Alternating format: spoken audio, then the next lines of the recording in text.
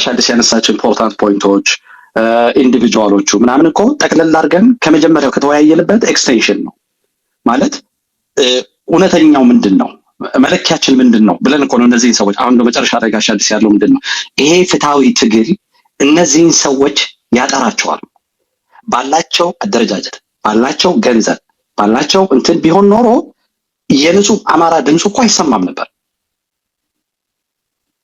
ሶ አንዱ በጣም ነው ደስ የሚለው ነገር ምንድነው የባህሪው እዚህ የህልውና ትግል ባህሪው እንደነዚህ አይነቶችን ሰዎች በደንብ አድርጎ ያሳያቸዋል የጊዜ ጉዳይ ነው የትም ሊሄዱ አይችሉም የትም ይሄ የህዝብ ትግል ነው ማይክሮፎን ሊኖራቸው ይችላል ዩቲዩብ ቻናል ሊኖራቸው ይችላል ግን ከነበራቸው ተጽዕኖ ከሚያደርጉት እኛው ራሳችን ነን ያነገሰው ጋሽ አዲስ ያለው ሪፈንድ እንጠይቅ ጋሽ አዲስ በጣም የሚቆጭኝ እስከነ ኢንትረስቱ አድርገን ሪፈንድ እንጠይቅ በዚህ ሰውየው የለውበትም በዛች ባጋንንቷ በጣም እርኩስ የሆነች በቃ ምንም አይነት ህሊና የሚባል ነገር ማይገዛት አየ ለዚህ ለትግል ለሚለው ነገር አዲስ ስለነበረ የአማራ ስነልቦና ይዘን ስለመጣን አንዱ ደግሞ ድክመታችን እንደ አማራ እኛ ያለንን እንትኖች አሳሰቦች ሰዎች ላይ ፕሮጀክት እናደርጋለን እንጭንባቸዋል እኔ ቁጭ ብዬ እዚህ ስፔስ ላይ ከፍተን የሚገርም ነገር እኮ ነው ሶስት ሰዎች ሆነን የማዛ የሰራችው ዶኪመንተሪ በዚህ በተፈናቀሉ ሰዎች አልተሰማም ብዬ ስፔስ ከፈቱልኝ ብዬ የእሷን ዶኪመንተሪ እንዲሰማ የጎፈንድሚዋ እንትን እንዲደረግ አድርጌያለሁ አያችሁ እንዴት እንደተሳተፍኩኝ ቢኮዝ መለኪያ አልነበረኝም ቢኮዝ ለዚህ ለትግል ለሚለው ነገር አዲስ ነኝ ሌላው ነገር ደግሞ ምንድነው ህመሜን ነው አየህ እነሱ የሚመጡብህ መንገድ እነዛ የሚሰቃዩትን ሰዎች ሳይ ዋው ይሄንማ ያሳየኝ ሰው መረዳት አለበት እንዴ ሌላ ምን አደረገ ምን ሰጥቶ ይሄን መረዳት አለበት ከሚል መንፈስ ነው የመጣው እነሱም ይሄን ያውቃሉ ሰው ሁሉ ጊዜ አፕሮች የሚያደርጉ መንገዶች አሉ ስለዚህ ምንድነው መለኪያ ማድረግ ያለብን ቁስላችንን ስለተናገሩልን አንድ ቀን ጥሩ ስለተናገሩ መድረክ ስላሉ አማራ ስላሉ ነው ወይንስ መሰረታዊ የሆኑ ነገሮች አሉ መረዳት ያለብን ሶ አየለስ ከመጀመሪያ የተወያየንባቸው ቅድም ከዛ ሴትዮ ንግግር ተነስተን የተወያየንበትን ያንን መለኪያ ስታረግ እንደዚህ አይነት አጭበርባሪዎች ህሊና ቢሶች ካድሬዎች ሰርጎ ገቦች በቃ እርኩሶች የርኩስ መጨረሻዎች እነዚህ ናቸው ለዚህ ማህበረሰብ አማራ ባትሆንም ከአማራ አካባቢ ተወልዳ በአማራ ሴቶች በአማራ ማህበረሰብ አድጋ ተምራ ነው እንደዚህ አይነት መከራ ውስጥ የምትዳረገው ህዝቡ እንደዚህ አይነት እርኩስ የምታደርገው ያሳብ ልዩነት የለም ዝመትበት ተጋደል ግደለው አጽዳው አየ ለምን ከዚህ ጀነሳይድን የወለደው ባህል የምትካፈል ነች አማራ ብትሆን ሰው በዛ መንገድ መሄዱ ለሷ ምንም እንትን የለው ምንም ችግር የለው ገዱ the same thing እዛ ጀነሳይድ ውስጥ ነው የሚዋኙት አየ በተለያየ መንገድ የተለያየ ስልጣን ሽኩቻ ሊኖራቸው ይችላል በዚህ በዛ የሚለያዩበት መሰረቱ ግን እነሱ የወለዳቸው ጨቋኝና ተጨቋኝ የሚለውን እውቅና ሰጠው ነው ዛሬ ነው መሰለኝ አይ ቲንክ አሹ መሰለኝ የላከልኝ አንድ የለጠፈችው ነገር አለ ምናምን ብሎ አንድ መስመር እዛ ላይ አለ ምን ትላለች ቆይ ላገኘው አንድ ጊዜ ይሁን ምን ትላለች መሰለኝ እንግዲህ የመቸም እርኩስነታቸው ወደር የለው ግን አይኪዋቸው በዛ መጠን እዛ ነገር በጣም ጀስት አባብሬት አድን ነው ምን ትላለች ፍላጎታችሁ ህዋት አልወጋችሁም ብሎ እንዲፈርም ነው ወይ ተመልከት ምን ያህል ከአማራ መከራና ስቃይ ዲቮርስ እንደሆነች ተመልከት የተለየች ፍጥረት እንደሆነች አየ ይሄ ህልውና ትግል የሚያሳየ ፍትሃዊነትን ያዘለ ከሷ ጋር የሚሰራ በዚህ አማራ ይሄን አይቶ የማይጸየፍ አማራ ህልውና ትግል ውስጥ ያለ አማራ አይደለም መለኪያ ያለን እኮ አይ ይሄ ሁላ የተጨፈጨፈው የተደፈረው ይሄንን ቤዚክ የሆነ ጥያቄ አትውጉን አትግደሉን ብላችሁ እንዲፈርሙ ትፈልጋላችሁ ወይ ሬፕ አታርጉን ብለው እንዲፈርሙ ትፈልጋላችሁ ወይ የ80 ዓመት መነኩሴ አትድፈሩኝ እንዳትደፈሩኝ ብላ ትፈርማለህ ወይ ትጠይቃለህ ወይ እስቲ አስቡት። እስቲ ይሄንን ስታነቡ እስቲ እሸቴ ሞገስን አስቡት፣ ማይካድራን አስቡ፣ ጨናን አስቡ። ኢትስ ቢዮንድ ሾኪንግ እኮ ነው። በጣም እኮ እንደው ይሄ ሪቮልት የማያደርገው አማራ አለ? ይሄ ሪቮልት የማያደርገው ሂውመን ቢንግ መኖር አልነበረበትም፣ ሰው መኖር አልነበረበትም። ግን ምን ያህል የተበከለ ማህበረሰብ እንዳለ ነው የሚያሳየው።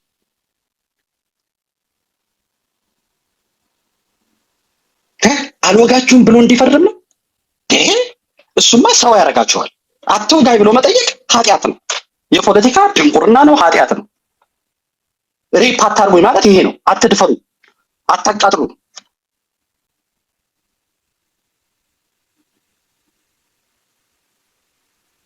እነዚህ ሰዎች ቅድም ጋሽ አዲስ እንዳለው የተደራጀው አማራን ለማጥፋት 360 ዲግሪ አቅጣጫ ብትዞሩ የተደራጀ ኃይል አለ። በተለያየ መንገድ በትግሬው ብትሉ፣ በጋላው ብትሉ፣ በግል ጥቅሙ ብትሉ በዚህ ሰዓት የሚያገኘው ስታተስ እና ገንዘብ አለ። ይሄ የ60 ዓመት 70 ዓመት የተሰራው ከጭፍጨፋው ጀምሮ ከደርግ ጭፍጨፋ ጀምሮ ደግሞ የሰበረ ስነ ልቦናና የዘቀጠ ሞራሊቲ አለ ማለት በሰው ደም ላይ ተሻግሬ ህይወቴን ላቃና የሚል የጎረቤቴ መሞት፣ የጎረቤቴ ቤት መውደቅ፣ መፍረስ፣ የእሱ ድህነት ለእኔ ብልጽግና ሆኖ የሚታየን እንደዚህ አይነት የዘቀጠ የሞራል እንትን መለኪያ ያለው ማህበረሰብ ተፈጥሯል።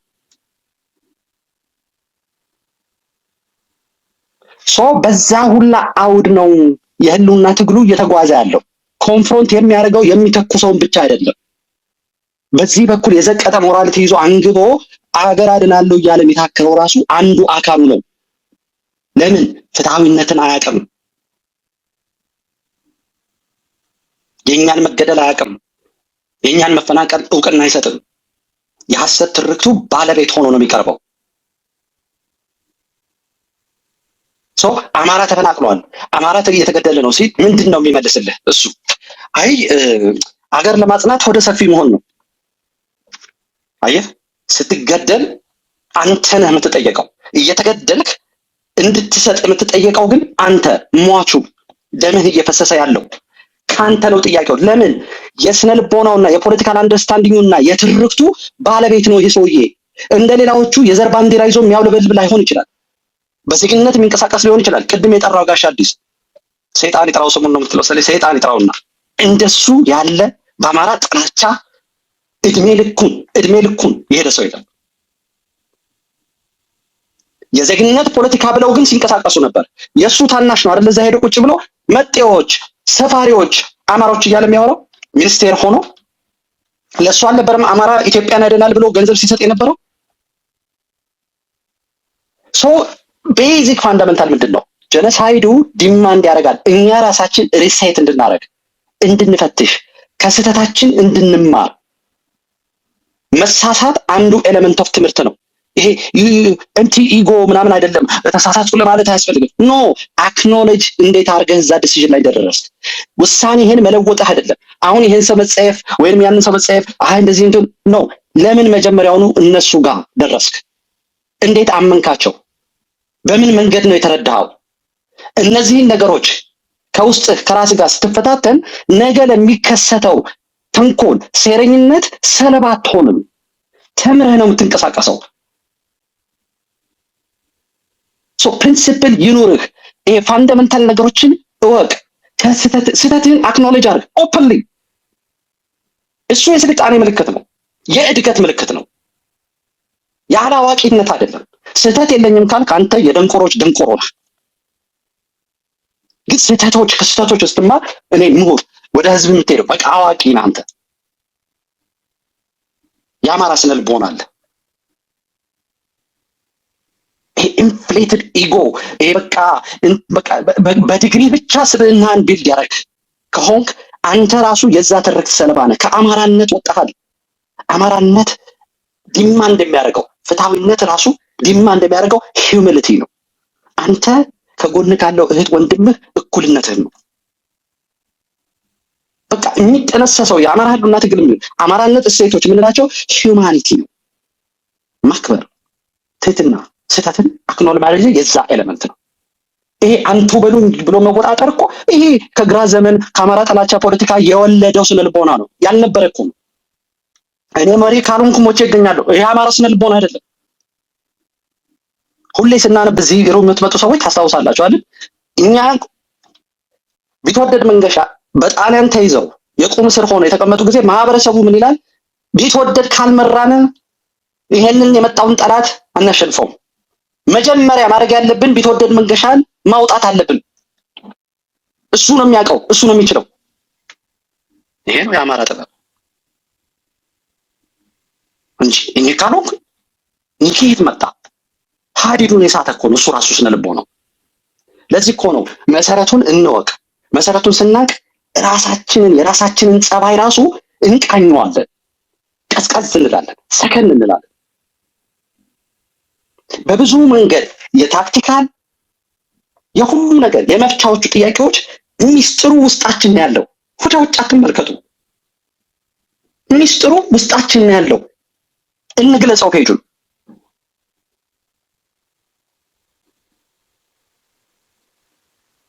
አቋራጭ ነው። እንደዚህ አይነት የዘቀጠ ማህበረሰብ ጀነሳይድ ላይ ያደረሰ አገር አቋራጭ መንገድ የለውም። የመጨረሻው ሌቭል በቃ ሂዩማኒቲ ፌል አድርጓል ሲባል ጀነሳይድ ነው የሚፈጸመው። የመጨረሻው ሌቭል ደርሰሃል። የመጨረሻውን ከዚህ በላይ ውድቀት፣ ውርደት፣ ፍርስ አገር የለም። ከዚህ በላይ የሞራል ክራይሲስ የለም። ከዚህ በላይ የሀገር ክራይሲስ የለም። ከዚህ በላይ የምትለካው ነገር የለም። የሰው ልጅ እየተገደለ እዚህ መሬት እንዳይቀበር ደግሞ አቃጥሉት።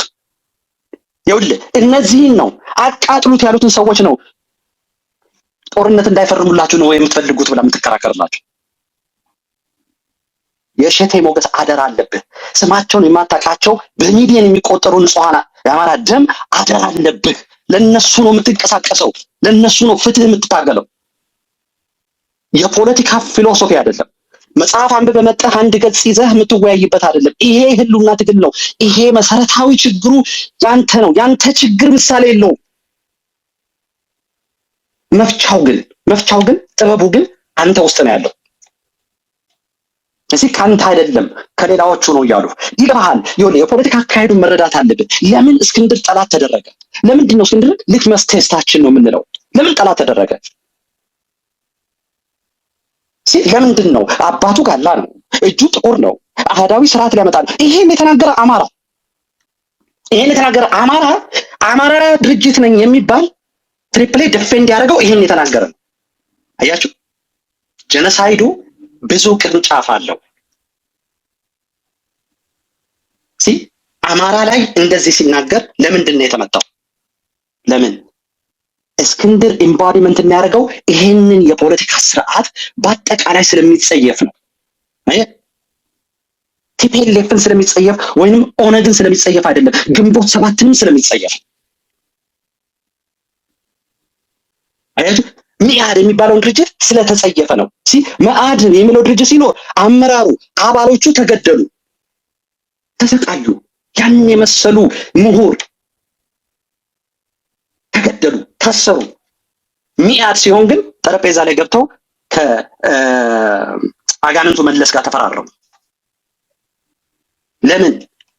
ማስተናገጃው መድረኩ የሚያስተናግደው ያንን ትርክት የገዛ ኃይል ብቻ ነው። አማራ ጭቋኝ ነው፣ ዋጋው የዘራውን ያጨደ ነው የሚል ስርዓቱን የሚቀበል ስነ ልቦና ያለው አካሄድ ያለው ፖለቲካል ቪው ያለው ነው የሚስተናገደው። ፋንዳሜንታሊ ሁሉንም ነገር ካወቀን እነዚህ ነገሮች መሰረቱ እውነቱን ከተረዳን የጊዜ አኳያ ነው እንጂ እነዚህ ነገሮችንም እንረዳለን። የነዚህ አሁን ኢንዲቪጁዋሎቹ ስማቸው የተጠሩ ሰርጎ ገቦችም እንረዳለን። የስልጣን ሽኩቻ የስልጣን ጥማት ያለበትንም እንረዳዋለን። ለምን? መለኪያችን እዛ ነው። ለምን? የሚያጠረን ጋይድ የሚያደርገን የሚቃኘን የአማራ እሴት ነው። ሲውለበለብ ለስልጣን እንዲህ ሲርገፈገፍ ስናየው ከኛ እሴት ውጭ ነው። ይሄ ከህልውና ትግሉ ውጭ ነው። መለኪያችንን በደንብ አድርገን እንወቀው። ስንወያይ ለእውቀት አይደለም። እነዚህን ነገሮች እኔ የምወያየው የነገውን የምራመድበትን መንገድ እንዲቃኙልኝ ነው። ነገ የምንወስደውን እርምጃ እንዲያሳዩን ነው። ለታሪክ እውቀት አይደለም። ይሄን አውቅ ያለው ይሄን አውቃለሁ 1945 እንዲሆነ 35 እንዲሆነ 1800 አይደለም። ሁሉም ነገር የምፈልገው የሚጠማኝ በቃ ይሄ ስቃይና እልቂት እንዴት አድርጌ ላቆመው፣ የህልውና ትግሉ እንዴት መሻገር የሚችለው የነገውን ነው ምቃኝበት። የትናንትና ታሪኬን ለታሪክ አይደለም ማነበው፣ ለመዳኛዬ መንገድ ስለሚያሳየኝ የመዳኛዬ መንገድ ነው ማጠናው። ታሪክ አይደለም፣ የሰብአዊ ሃይዌይ ነው ማጠናው። መንገዱን ነው ማየው። እስ ማይ ጂፒኤስ። እንደዚህ አይነት ሞራል የዘቀጠ የፈረሰ አገር ውስጥ እንዴት አድርጌ ናቪጌት ላድርግ? ሃው ዱ አይ ናቪጌት ማይሰልፍ?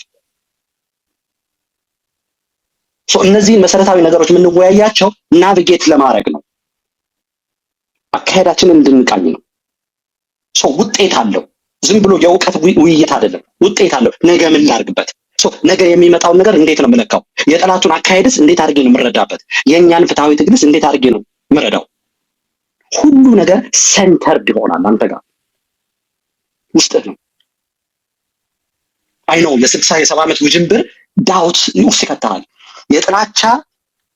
የጥላቻ ካምፔን የመጨረሻው በቃ አንድ ነገር አንድ ማህበረሰብ በጥላቻ አውግዘው አንተ ሰክሰስፉል ሆንክ የሚባለው ራሱን ሲጠላል፣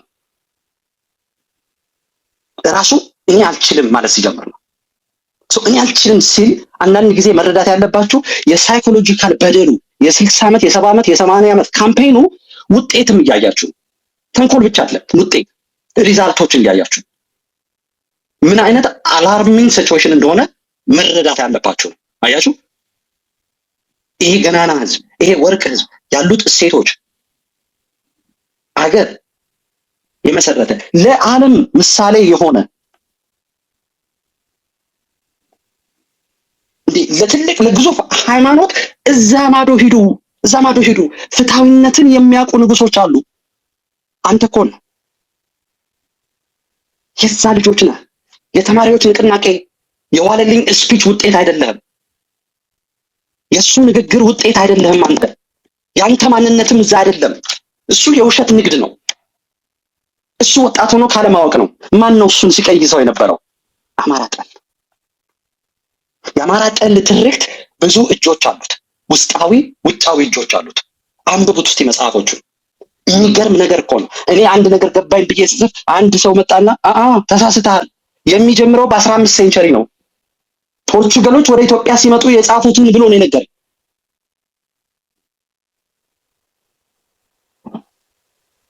ለምንድን ነው ያን ሁላ ማውቀው? ያን ሁላ ማወቅ የምፈልገው ለምንድን ነው? እኔ አውቃለሁ ለማለት አይደለም። ሳስብ ነገሮች መፍትሄ ይሆናሉ ብዬ ሳስብ ያለብኝን ቻሌንጆች ምን አይነት ትግል ነው የገጠመኝ የሚለውን መቃኛ ይሆንልኛል። ስር የሰደደ ነው። አያችሁ፣ ሃሽታግ አድርጋችሁ ስትጽፉ ለምንድን ነው ተሰሚ ያጣ ነው? ስልና ጎደለው እንዴ? የሚሞቱት የሚገደሉት የሚታረዱት ቪዲዮ አንሶን ነው? ፎቶ አንሶን ነው? አይደለም።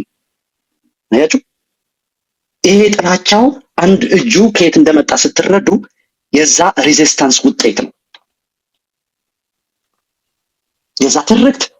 የዛ ትርክት አካል የሆነ ስነ ልቦና የሆነ የፖለቲካል ቲንኪንግ በውጭ የሚራመድ ስላለ ይሄን ሁላ ሲገባችሁ እንዴት አድርጋችሁ ራሳችሁን ታደራጃላችሁ? ራስህን እንዴት አድርገህ ነው የምታስታጥቀው? አይምሮን ካላስታጠቅ የፈለገ መሳሪያ ብትሸከም የትም አትደርስም።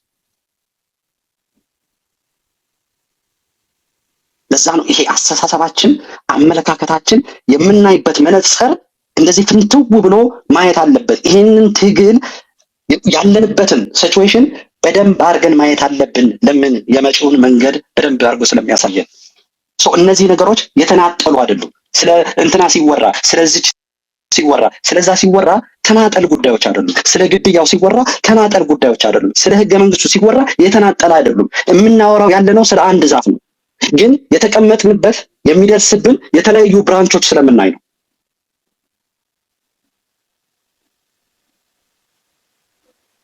ስለዚህ ከብራንቾቹ ሳይድ ሆነን ብቻ ከማየት ስር መሰረቱን ከስሩን ነው ዛፉ። ወደ ግራ የተጣመመ ዛፍ ሊኖር ይችላል፣ ሊወድቅ ይችላል። አንድ ቅርንጫፉ ግን ወደ ቀኝ ከሆነ ቀኝ የተቀመጠው ይሄ ዛፍ ወደ እኔ ሊወድቅብኝ ነው እያለ ወደ ወንድሙ ሊገፋው ይችላል።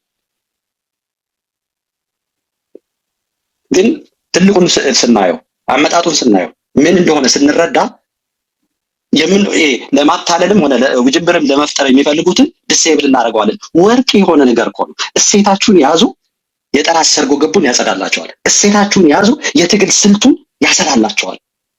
እስኩትኒው ይሄ እኮ አማራነት እንትን ብሎ ከፍ ለማድረግ ወይንም ፕሮፓጋንዳ እኮ ለመስራት አይደለም። መዳኛ ነው፣ መዳኛ ነው፣ መዳኛ ነው። ተመልከተው፣ ተሰርቶ ያለቀ ፎርሙላ አለልህ። እድሜ ለአያት ለአያቶች፣ ለቅድመ አያቶች፣ ለአባቶች፣ ለእናቶች ተሰርቶ ያለቀ ፎርሙላ አለ። እሱን ተጠቀመው፣ ፕላግ አድርገው።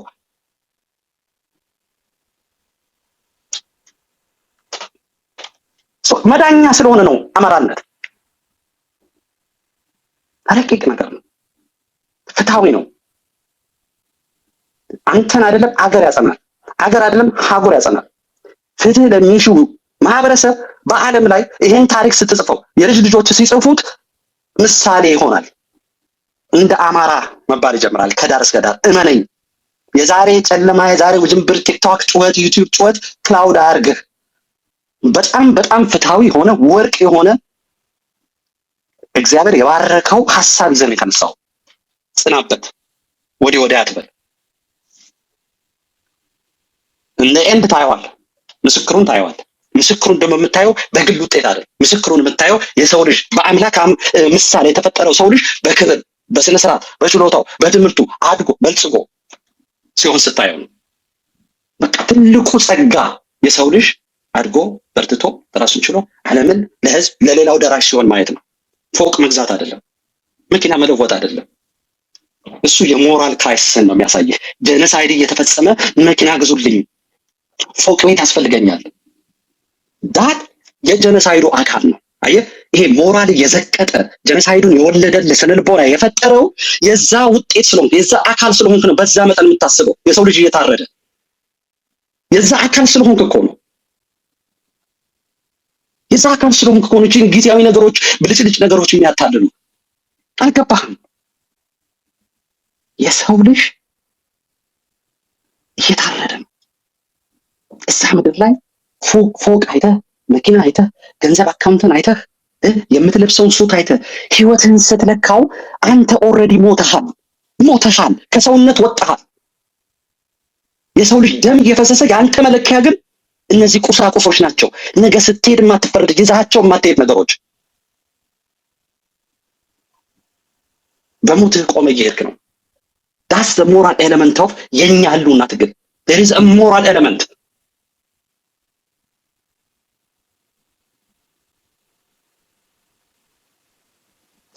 በቃ in a fundamental way what it means to be human የሚለውን ሪሴት እያደረክ ነው። ኔቨር አጌን የሚለውን ኦን እያደረክ ነው እነዚህ ነገሮች ስትፈትሽ። አለበለዚያ ግን ኃጢአት እየሰራ ነው። በንጹሃን ላይ በአይሻ ላይ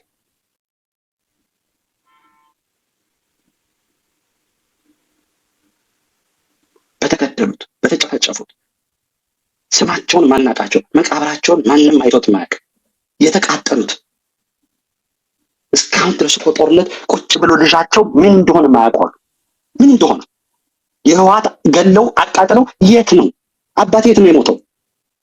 27 ዓመት የጨለማ ፕሪዝኖች ሰርተው ቶርቸር አድርገው ይገድሏቸዋል። ኦነግ የጨፈጨፋቸው በዶክተር ደብሩ እንኳን ትንሽ እንደው አይሰማም። 52 ቤተሰቦችን ገለዋል። 52 ስቆመ እንዴት ነው የምትሄደው? እንዴት ነው ይሄ ነገር ያንተ መለኪያ የማይሆነው? ምን አይነት የሞራል ዝቅጠት ቢኖርህ ነው ይሄን ሰምተህ መሻገሪያ የምታደርገው? ተሻግረው የምትሄደው እንዴት ሊሆን ይችላል?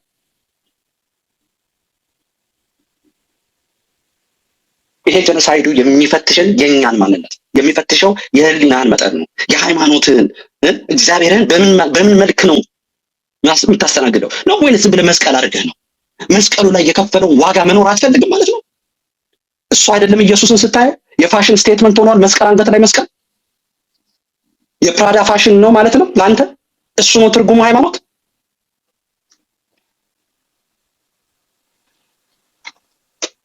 ፋንዳሜንታል ወይ በጣም ብዙ ነገር ነው የሚጠይቀን። ይሄ ህልውና ትግል ሚስጥር የለውም፣ ውስብስብ አይደለም። ውስብስብ የሚሆነው ተንኮል ስታስብ ነው እንጂ ይሄ ፍትሃዊ በቃ ሰው የሆነ ሰውነትን ሴንተር ካረግ አማራነትን ፍንትው ብሎ ነው የሚታይ። ምንም የሚያወዛግብ ነገር የለውም። የምንሄድበት የሚያወዛግበው አማራ ጠል የሆነ ስርዓት የወለዳቸው በገንዘብ በኃይል የሚደገፉ 24 ሰዓት 7 days a week የሚሰሩ አሉ።